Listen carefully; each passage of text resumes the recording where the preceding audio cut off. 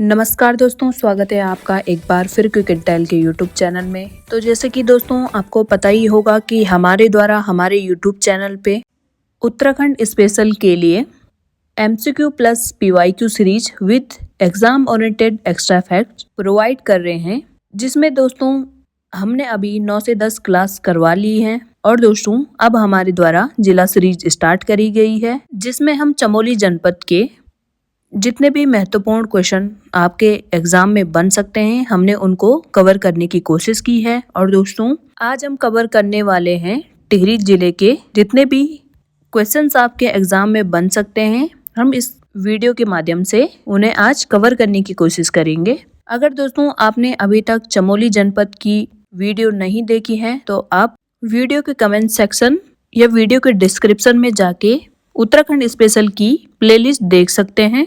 तो दोस्तों शुरू करते हैं टिहरी जनपद से संबंधित मोस्ट इम्पॉर्टेंट और मोस्ट रिपीटेड क्वेश्चन।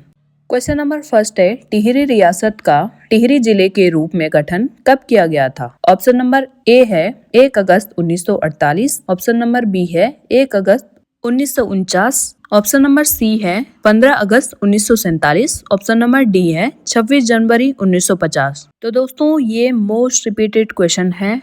अगर आप लगभग आपने PYQ कहीं और से लगाए होंगे तो आपने ये क्वेश्चन जरूर देखा होगा। तो दोस्तों टिहरी रियासत का जिले के रूप में गठन जो है 1 अगस्त 1949 को किया गया था, यानी कि आजादी के लगभग 2 साल बाद। यानी कि दोस्तों क्वेश्चन नंबर फर्स्ट का जो है बी इसका सटीक आंसर हो जाएगा। और दोस्तों एक्स्ट्रा फैक्ट में है टिहरी नगर की स्थापना 28 दिसंबर 1915 को सुदर्शन शाह द्वारा की गई थी, जिसकी स्थापना दोस्तों सुदर्शन शाह द्वारा टिहरी रियासत के रूप में की थी और टिहरी को सुदर्शन शाह द्वारा अपनी राजधानी बनाया गया था। और दोस्तों 1960 में टिहरी से काटकर उत्तरकाशी जिला बनाया गया था और 1997 में टिहरी से काटकर रुद्रप्रयाग जिला बनाया गया था। यानी कि टिहरी रियासत भी अपने आप में काफ़ी बड़ी थी, पर 1960 में उत्तरकाशी अलग जिला बनाया गया और 1997 में रुद्रप्रयाग अलग जिला बनाया गया। तो दोस्तों बढ़ते हैं आज के क्वेश्चन नंबर सेकंड की तरफ। निम्नलिखित में से कौन सा टिहरी नगर का प्राचीन नाम नहीं है? ऑप्शन नंबर ए है Ganesh Prayag, option number B है धनुष तीर्थ, ऑप्शन नंबर सी है त्रिहरी, ऑप्शन नंबर डी है सुदर्शन क्षेत्र। तो दोस्तों आपको इसमें बताना है कि टिहरी नगर का प्राचीन नाम कौन सा नहीं है। नहीं है का आपको पहले ही हाईलाइट कर देना है या पहले ही सर्कल कर देना है, ताकि आपको पता हो कि नहीं है का हमें इसमें आंसर करना है। तो दोस्तों क्वेश्चन नंबर सेकंड का जो है डी इसका सटीक आंसर हो जाएगा, यानी कि सुदर्शन क्षेत्र जो है टिहरी का प्राचीन नाम नहीं है, बल्कि सुदर्शन क्षेत्र जो है देवप्रयाग का प्राचीन नाम है। इसके अलावा देवप्रयाग को इंद्रप्रयाग भी कहा जाता है। और बाकी जो 3 ऑप्शन दिए हैं यानी कि गणेश प्रयाग, धनुष तीर्थ और त्रिहरी जो है टिहरी का प्राचीन नाम है। एक्स्ट्रा फैक्ट में है दोस्तों टिहरी जिले का आधिकारिक नाम जो है स्वामी रामतीर्थ सागर है, क्योंकि स्वामी रामतीर्थ ने इस सागर में जल समाधि ली थी। और दोस्तों स्थानीय स्तर पर इस झील को सुबन सागर कहा जाता है, जो कि श्रीदेव सुमन पर स्थानीय लोगों द्वारा इसका नाम रखा गया है। तो दोस्तों बढ़ते हैं आज के क्वेश्चन नंबर थर्ड की तरफ। डोबरा चांठी सस्पेंशन ब्रिज के संबंध में कौन सा कथन असत्य है? असत्य को आपको पहले ही हाईलाइट कर देना है, क्योंकि आपको इसमें सत्य नहीं असत्य बताना है और असत्य को हम काफी बार इतना देख नहीं पाते हैं, तो हमारे क्वेश्चन जो है इन छोटी छोटी गलतियों की वजह से हमें आता हुआ क्वेश्चन भी हमारा गलत हो जाता है। तो दोस्तों ऑप्शन नंबर ए है इसका उद्घाटन 8 नवंबर 2020 को किया गया।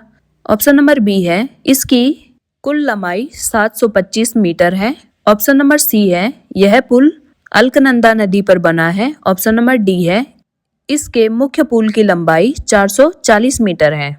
तो दोस्तों मैंने ऑप्शन जो है इसमें ऐसे रखे हैं ताकि आपका मतलब एक पूरा टॉपिक ही इसमें कवर हो जाए और जितने भी मतलब क्वेश्चन बन सकते हैं वो सारे एक साथ ही तैयार हो जाए। तो दोस्तों क्वेश्चन नंबर थर्ड का जो है सी इसका सटीक आंसर हो जाएगा, यानी कि जो डोबरा चांठी पुल है ये टिहरी झील पे बना है, ना कि अलकनंदा नदी पर। अलकनंदा नदी तो इससे दूर दूर तक वास्ता नहीं है, क्योंकि टिहरी में जो है भागीरथी और भिलंगना के संगम पर टिहरी झील का निर्माण हुआ है। एक्स्ट्रा फैक्ट में है दोस्तों, डोबरा चांठी सस्पेंस ब्रिज यह टिहरी झील पर बना है, न कि अलकनंदा नदी पर। और दोस्तों दूसरा पॉइंट है, यह उत्तराखंड का सबसे लंबा सस्पेंस ब्रिज है। तो आपको याद रखना है, कभी अगर आपसे पूछा जाए कि उत्तराखंड का सबसे लंबा सस्पेंस ब्रिज कहाँ स्थित है, तो आपको याद रखना है टिहरी में। और दोस्तों मोस्ट इम्पोर्टेंट क्वेश्चन, जो डोबरा चांठी पुल है ना, वो नई टिहरी को प्रताप नगर से जोड़ता है। और दोस्तों इसका निर्माण जो है 2006 में शुरू किया गया था। और दोस्तों मोस्ट रिपीटेड क्वेश्चन में एक ये भी है कि डोबरा चांठी पुल गाथा पुस्तक के लेखक कौन है, तो आपको याद रखना है शिषपाल गुसाई। बढ़ते हैं दोस्तों आज के क्वेश्चन नंबर 4 की तरफ। सुमेलित कीजिए। एक तरफ आपको ताल दिए हैं और दूसरी तरफ आपको तालों की विशेषता दी गई है।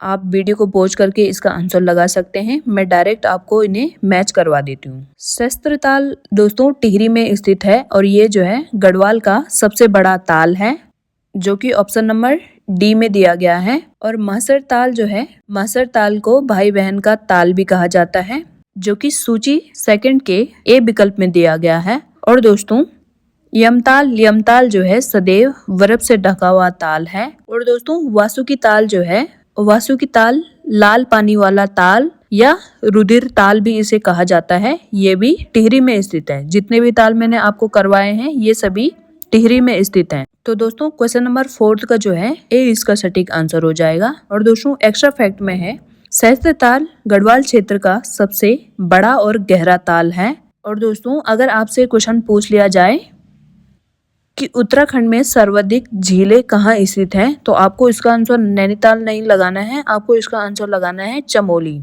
और अगर आपसे पूछा जाए कि गढ़वाल क्षेत्र का सबसे बड़ा ताल या गहरा ताल कहाँ स्थित है, तो आपको याद रखना है टिहरी, जो कि सहस्त्र ताल है। सेकंड पॉइंट है दोस्तों, अप्सरा ताल को आछिरी ताल भी कहा जाता है, जो कि बूढ़ा केदार के पास स्थित है। और दोस्तों भिलंगना की सहायक नदी दूध गंगा का उद्गम मास्टर ताल से होता है। और मास्टर ताल भी कहाँ स्थित है, ये भी टिहरी में स्थित है। तो दोस्तों आपको याद रखना है सहस्त्र ताल, अप्सरा ताल या आछिरी ताल, मास्टर ताल, वासुकी ताल, यमताल, ये जो है सारे टिहरी में ही स्थित हैं। तो दोस्तों बढ़ते हैं आज के क्वेश्चन नंबर 5 की तरफ। खतलिंग ग्लेशियर की खोज का श्रेय किसे जाता है? ऑप्शन नंबर ए है Swami Manmathan, option number B है इंद्रमणि बडोनी एवं Surendra Singh Pangti, option number C है Pandit Chakradhar Joshi, option number D है सुरेश भाई। तो दोस्तों खतलिंग ग्लेशियर की खोज जो है इंद्रमणि बडोनी एवं सुरेंद्र सिंह पांगती द्वारा की गई थी। यानी कि दोस्तों क्वेश्चन नंबर 5 का जो है बी इसका सटीक आंसर हो जाएगा।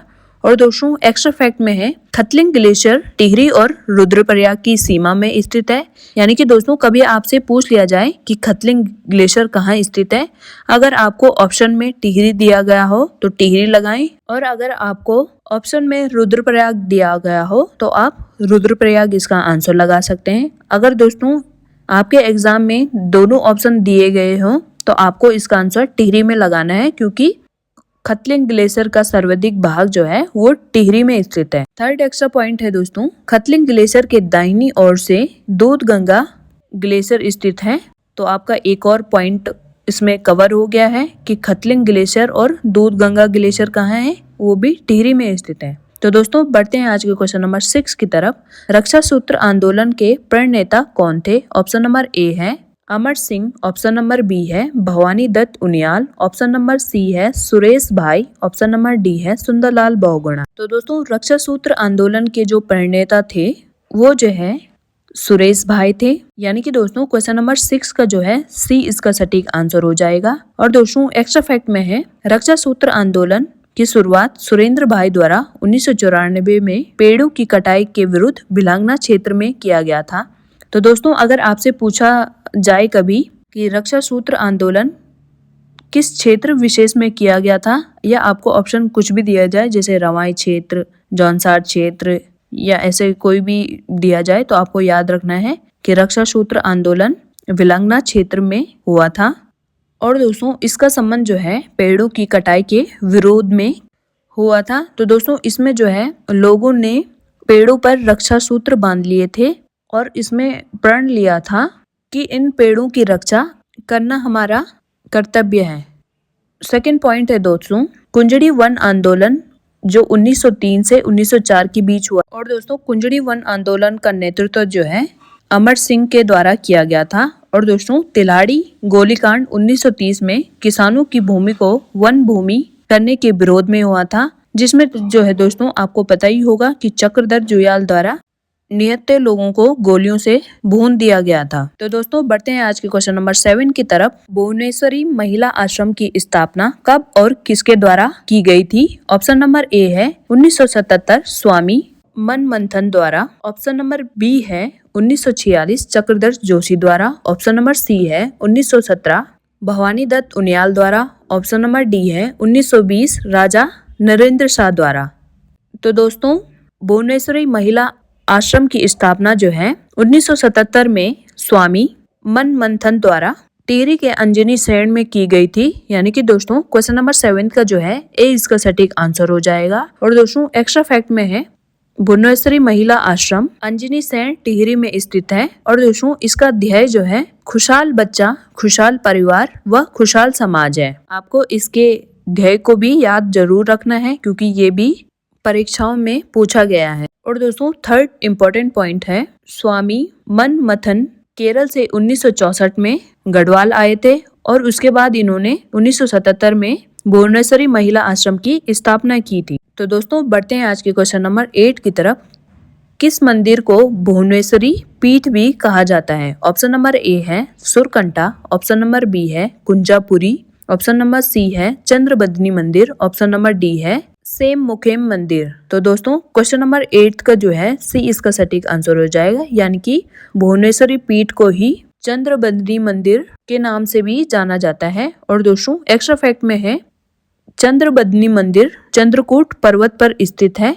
और दोस्तों यह जो है अखंड ज्योत जो है निरंतर प्रज्वलित होती रहती है। और दोस्तों थर्ड इम्पोर्टेंट पॉइंट है स्वामी मनमंथन ने 1969 में चंद्रबदनी मंदिर में पशु बलि प्रथा को समाप्त करवाया था। ये भी दोस्तों मोस्ट इम्पोर्टेंट है और एग्जाम में पूछा जा सकता है। क्वेश्चन नंबर 9 है निम्नलिखित में से किसे उत्तर की द्वारिका कहा जाता है? ऑप्शन नंबर ए है Dev Prayag. Option number B है शेम मुखेम नागराजा देवता। ऑप्शन नंबर सी है बुढ़ा केदार। ऑप्शन नंबर डी है तुरंगबली। तो दोस्तों उत्तर की द्वारिका की संज्ञा जो है वो सेम मुखेम नागराजा मंदिर को दी जाती है। ये मंदिर भगवान कृष्ण को समर्पित है।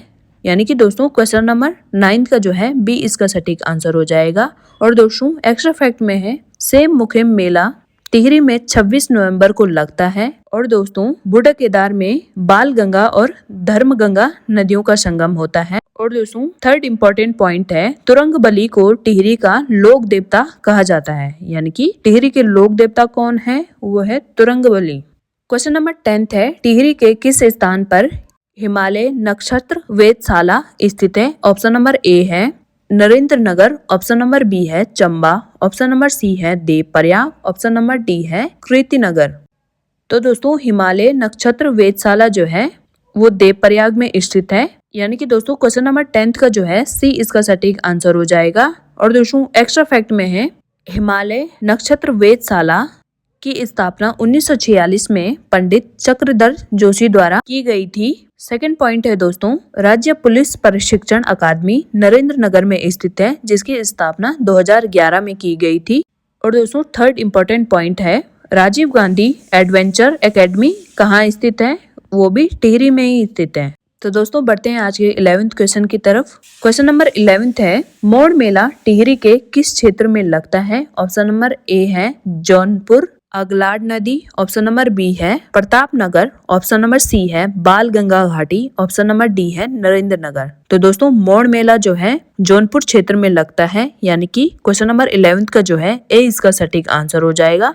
और दोस्तों मोड़ मेला जो है अगलाड़ नदी पर लगता है। ये मैं आपको काफी बार बता चुकी हूँ। एक्स्ट्रा फैक्ट में है दोस्तों मोड़ मेला में मछली पकड़ने का रिवाज है। और दोस्तों इसकी शुरुआत जो है महाराजा सुदर्शन शाह द्वारा की गई थी। और दोस्तों थर्ड इम्पोर्टेंट पॉइंट है जो कि मोस्ट रिपीटेड क्वेश्चन भी है रणभूत कौतिक मेला टिहरी के नेलचामी पट्टी में लगता है। अगर आपको क्षेत्र विशेष पूछा जाए तो वो ठेला गांव में लगता है, यानी कि अगर आपसे गांव पूछा जाए तो ठेला गांव में, अगर पट्टी पूछी जाए तो नेलचामी, और अगर सिर्फ जिला पूछा जाए तो आपको टिहरी याद रखना है।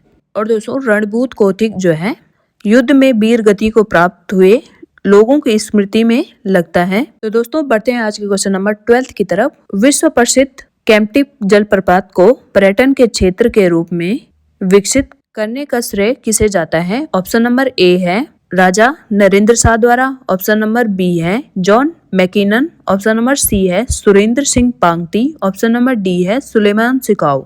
तो दोस्तों केम्प्टी फॉल जो है उसे पर्यटन के रूप में विकसित करने का श्रेय जो है जॉन मैकिनन को जाता है। यानी कि दोस्तों क्वेश्चन नंबर 12 का जो है बी इसका सटीक आंसर हो जाएगा। और दोस्तों एक्स्ट्रा फैक्ट में है ब्रिटिश अधिकारी जॉन मैकिनन ने 1935 के बाद इसे विकसित किया था।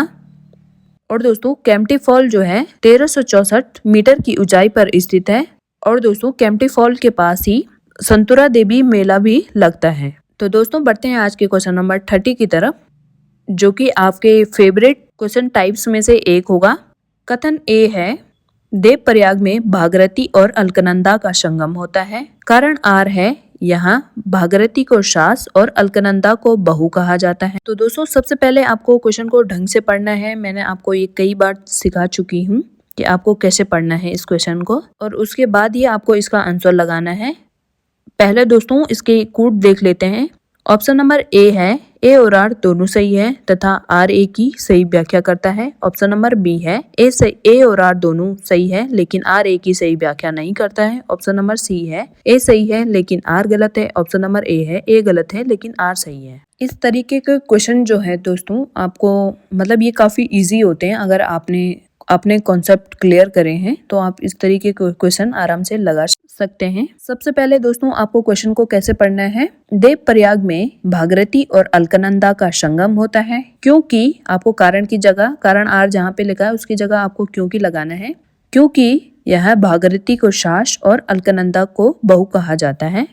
तो दोस्तों अगर आप इस तरीके के क्वेश्चन जो है, जो कारण दिया है, अगर वो कथन की व्याख्या करता है यानी कि मतलब एक मतलब निकालता है उसका कि क्यों ऐसा होता है या क्या रिलेट करता है, तो मतलब कथन भी सही है और कारण भी सही है। तो इस क्वेश्चन में जो है दोस्तों कथन भी सही है और कथन की व्याख्या कारण जो है एकदम सटीक तरीके से कर रहा है। यानी कि दोस्तों क्वेश्चन नंबर 13 का जो है ए इसका सटीक आंसर हो जाएगा।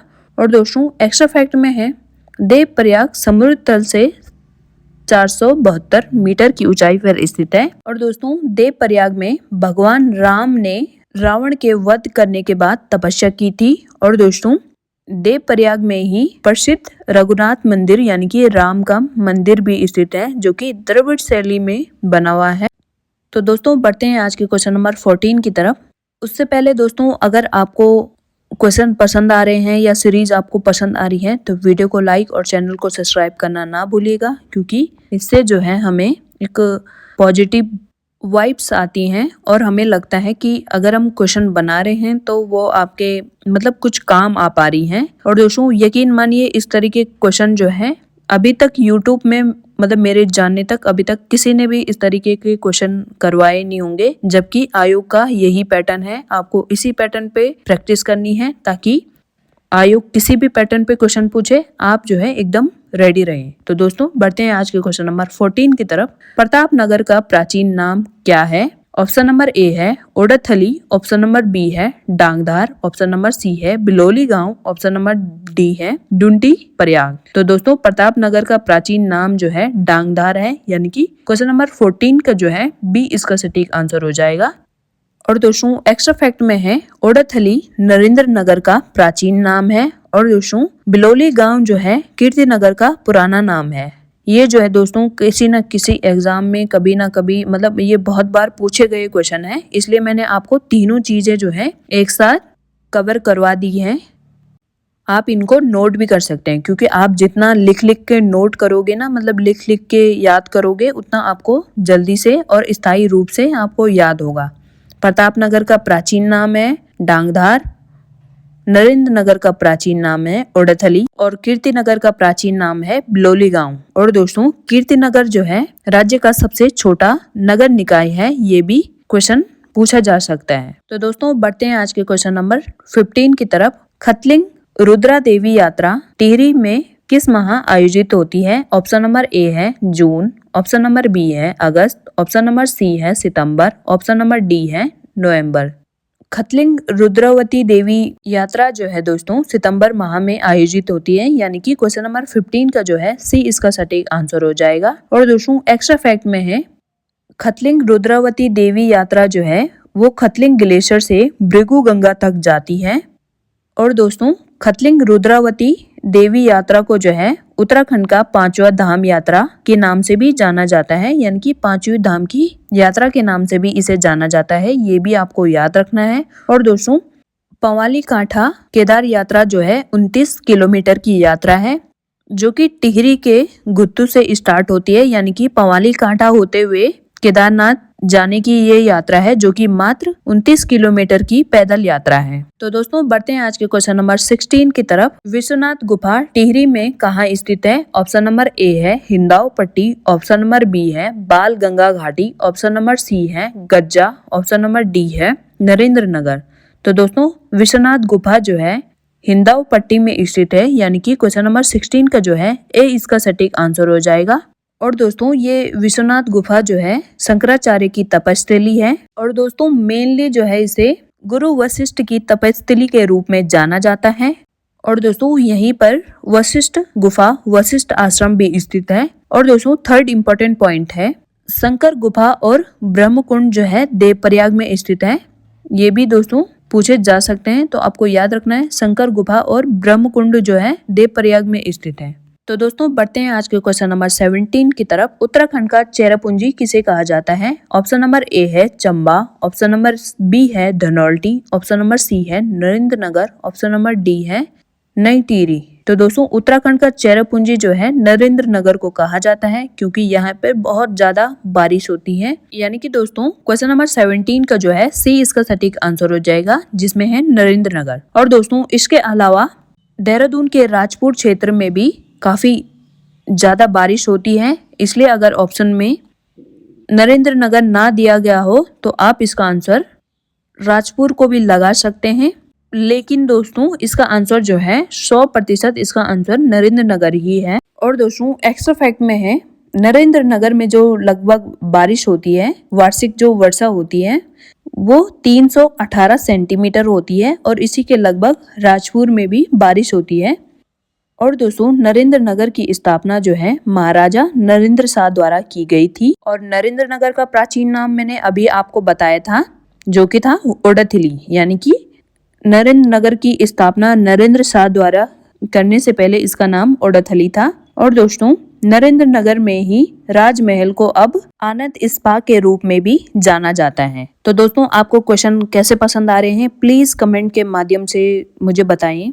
मतलब इसमें मैं आपसे कोई वैसी फी वगैरह तो नहीं ले रही हूँ ना, बस आपसे यही तो कह रही हूँ कि वीडियो को लाइक करिए और चैनल को सब्सक्राइब करिए। मतलब ये अगर कोई आपको अच्छी चीज़ें प्रोवाइड करते हैं तो ये जो है हमारा एक तरीके से कर्तव्य हो जाता है। जैसे मेरा कर्तव्य है कि मैं आपको बेहतर से बेहतर चीज़ें दूँ, जो कि मैंने स्टार्ट करी हैं, तो मैं बेहतर से बेहतर चीज़ें ही आपको प्रोवाइड करने की कोशिश करूँगी।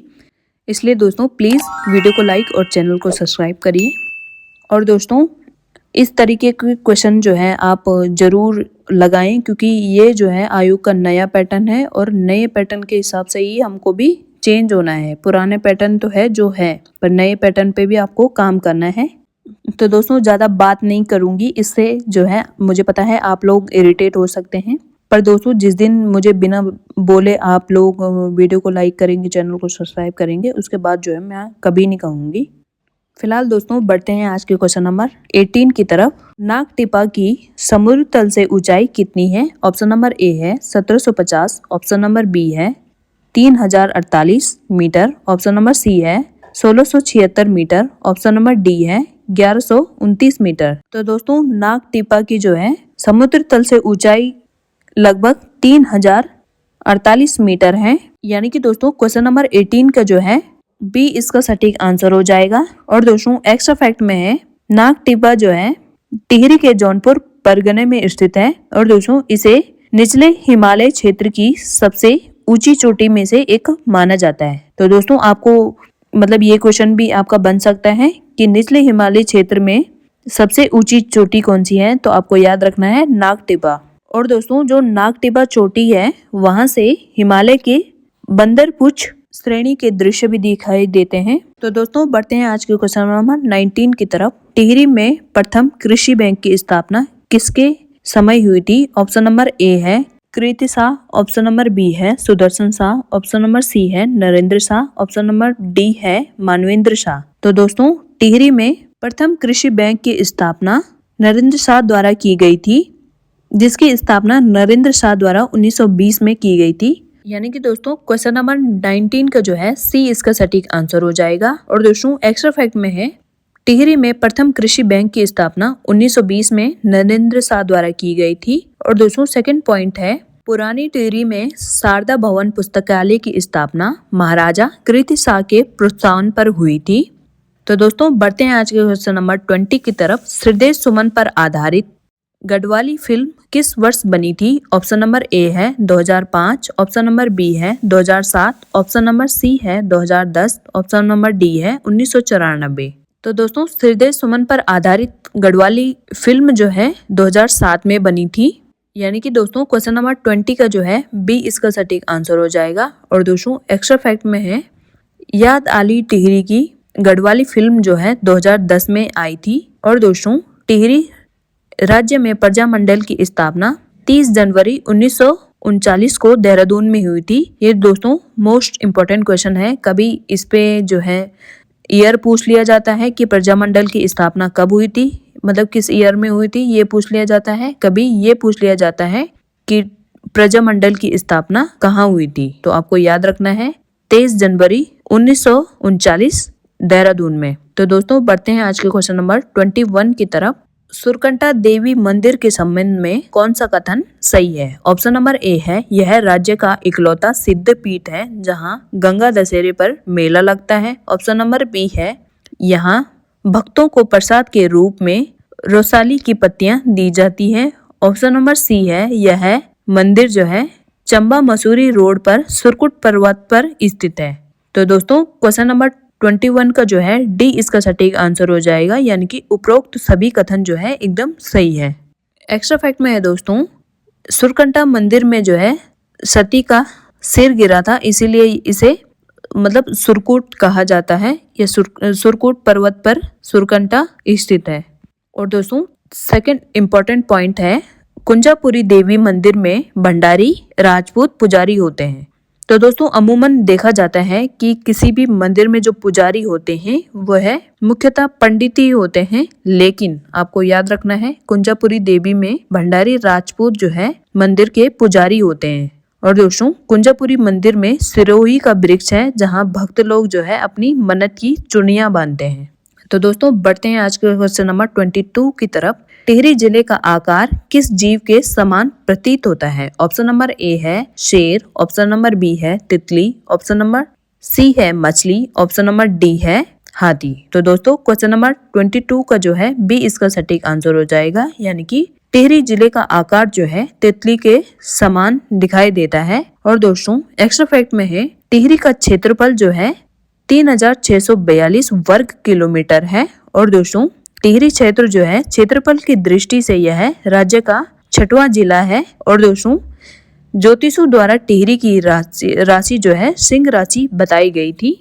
और दोस्तों टिहरी की जो है आयु जो है वह अल्पायु बताई गई थी ज्योतिषों के द्वारा, जो कि अपने आप में सिद्ध भी साबित हुई थी, क्योंकि दोस्तों टिहरी जो है जो पुरानी टिहरी जो है वो डैम के लिए डूब गई थी। तो दोस्तों बढ़ते हैं आज के क्वेश्चन नंबर 23 की तरफ। पवाली कांठा बुग्याल टिहरी के किस ट्रैक का प्रारंभिक बिंदु है? ऑप्शन नंबर ए है Pawali Kantha to Lata track, option number B है Khatling track, option number C है Kedarnath track, option number D है सहस्त्रताल ट्रैक। तो दोस्तों क्वेश्चन नंबर 22 का जो है ए इसका सटीक आंसर हो जाएगा, यानी कि Pawali Kantha to Lata trek. Extra fact में है दोस्तों जो पवाली कांठा ट्रैक जो है यह ट्रैक जो है टिहरी के गुत्तू से प्रारंभ होकर उत्तरकाशी के लाटा तक जाता है। और दोस्तों सेकंड पॉइंट है जुराई, बुग्याल और अप्सराओं का बुग्याल भी टिहरी में स्थित है। ये भी मोस्ट इम्पोर्टेंट क्वेश्चन है दोस्तों और मोस्ट रिपीटेड क्वेश्चन भी है कि जुराई बुग्याल कहाँ स्थित है, तो आपको याद रखना है टिहरी में स्थित है। तो दोस्तों बढ़ते हैं आज के क्वेश्चन नंबर 24 की तरफ। असंगत युग्म का चयन करें। ऑप्शन नंबर ए है शिवानंद आश्रम मुनि की रेती में। ऑप्शन नंबर बी है टिकला देवी मेला नाग टिब्बा के पास। ऑप्शन नंबर सी है घंटाकरण मेला गन्यालधार। ऑप्शन नंबर डी है सेमियार नाट्य क्लब नरेंद्र नगर। तो दोस्तों आपको इसमें बताना है कि कौन सा सही सुमेलित नहीं है या किसका आंसर जो है उस विकल्प के सामने सही नहीं दिया गया है। तो दोस्तों क्वेश्चन नंबर 24 का जो है डी इसका सटीक आंसर हो जाएगा, यानी कि बाकी 3 विकल्प जो है वो सही सुमेलित है और डी विकल्प सही सुमेलित नहीं है। एक्स्ट्रा फैक्ट में है दोस्तों सेमियार नाट्य क्लब की स्थापना 1917 में टिहरी में भवानी दत्त उनियाल द्वारा की गई थी। आपको याद रखना है कि सेमियार नाट्य क्लब की स्थापना किसके द्वारा की गई थी, भवानी दत्त उनियाल द्वारा। और कब की गई थी, 1917 में। कहाँ की गई थी, टिहरी में। और दोस्तों सेकंड इंपॉर्टेंट पॉइंट है टिहरी गब्बर सिंह मेला 21 अप्रैल को चंबा में लगता है। और दोस्तों टिकला देवी में नाग देवता का मंदिर भी है, यानी कि नाग देवता का मंदिर भी टिकला देवी मंदिर के पास स्थित है। तो दोस्तों बढ़ते हैं आज के क्वेश्चन नंबर 25 की तरफ। टिहरी के किस गांव को राज्य पर्यटन मंत्री ने पर्यटन ग्राम घोषित किया है। ऑप्शन नंबर ए है मलेथा। ऑप्शन नंबर बी है तिवाड़ गांव। ऑप्शन नंबर सी है बिलोली। ऑप्शन नंबर डी है गुत्तू। तो दोस्तों क्वेश्चन नंबर 25 का जो है डी इसका सटीक आंसर हो जाएगा। और दोस्तों एक्स्ट्रा फैक्ट में है मलेथा पट्टी कीर्तिनगर में स्थित है। और सेकंड इंपॉर्टेंट पॉइंट है पुरानी टिहरी समुद्र तल से 770 मीटर ऊंचाई पे स्थित है। और वहीं दोस्तों नई टिहरी जो है समुद्र तल से 1750 मीटर की ऊंचाई पर स्थित है। तो दोस्तों बढ़ते हैं आज के क्वेश्चन नंबर 26 की तरफ। गंगपुरिया बोली किस जनपद में बोली जाती है। ऑप्शन नंबर ए है चंपावत। ऑप्शन नंबर बी है देहरादून। ऑप्शन नंबर सी है टिहरी। ऑप्शन नंबर डी है चमोली। तो दोस्तों गंगपुरिया बोली जो है टिहरी में बोली जाती है, यानी कि क्वेश्चन नंबर 26 का जो है सी इसका सटीक आंसर हो जाएगा। क्वेश्चन नंबर 27 है गब्बर सिंह नेगी ने प्रथम विश्व युद्ध के दौरान किस युद्ध में अदम्य साहस का परिचय दिया था। ऑप्शन नंबर ए है गैलीपोली। ऑप्शन नंबर बी है Neuve Chapelle. Option number C है मेसोपोटामिया। ऑप्शन नंबर डी है हाइफा।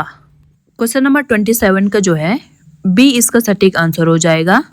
तो दोस्तों बढ़ते हैं आज की क्वेश्चन नंबर 28 की तरफ। पलेठी सूर्य मंदिर कहाँ स्थित है तथा यहाँ से प्राप्त लेखों में कौन सी लिपि का प्रयोग किया गया है। ऑप्शन नंबर ए है चंपावत ब्राह्मी लिपि। ऑप्शन नंबर बी है हिंडोला खाल टिहरी पाली लिपि। ऑप्शन नंबर सी है हिंडोला खाल टिहरी ब्राह्मी लिपि। ऑप्शन नंबर डी है कुलसारी चमोली देवनागरी लिपि। तो दोस्तों क्वेश्चन नंबर 28 का जो है सी इसका सटीक आंसर हो जाएगा, यानी कि पलेठी सूर्य मंदिर जो है हिंडोला खाल में स्थित है। और दोस्तों यहाँ की जो लेख मिले हैं उनकी लिपि जो है ब्राह्मी लिपि है। तो दोस्तों बढ़ते हैं आज के क्वेश्चन नंबर 29 की तरफ। हिमालय नक्षत्र वेधशाला स्थित है। ऑप्शन नंबर ए है Devprayag Chamoli. Option number B है Bhowali Nainital. Option number C है Devprayag Pauri. Option number D है देवप्रयाग टिहरी। तो दोस्तों क्वेश्चन नंबर 29 का जो है डी इसका सटीक आंसर हो जाएगा, यानी कि हिमालय नक्षत्र वेधशाला जो है देवप्रयाग टिहरी में स्थित है। और दोस्तों एक्स्ट्रा फैक्ट में है हिमालय नक्षत्र वेधशाला की स्थापना 1946 में आचार्य चक्रदत्त जोशी द्वारा की गई थी। तो दोस्तों बढ़ते हैं आज के क्वेश्चन नंबर 30 की तरफ, जो कि आज का लास्ट क्वेश्चन भी होगा। और दोस्तों क्वेश्चन नंबर 30 है उत्तराखंड का प्रसिद्ध रेडियो हिमालवाणी कहाँ स्थित है। ऑप्शन नंबर ए है टिहरी। ऑप्शन नंबर बी है चमोली। ऑप्शन नंबर सी है देहरादून। ऑप्शन नंबर डी है पौड़ी। तो दोस्तों हिवाल जो है हिमालवाणी प्रसिद्ध रेलवे स्टेशन जो है वो टिहरी में स्थित है, यानी कि क्वेश्चन नंबर 30 का जो है ए इसका सटीक आंसर हो जाएगा। तो दोस्तों कैसे लगे आपको क्वेश्चन? आशा है आपको क्वेश्चन पसंद आए होंगे और आपको बेहतर तरीके से समझ आए होंगे। ये जो है आप मुझे कमेंट सेक्शन के माध्यम से जरूर बताइएगा। और दोस्तों मिलते हैं नेक्स्ट वीडियो में नेक्स्ट टॉपिक के साथ। तब तक के लिए धन्यवाद।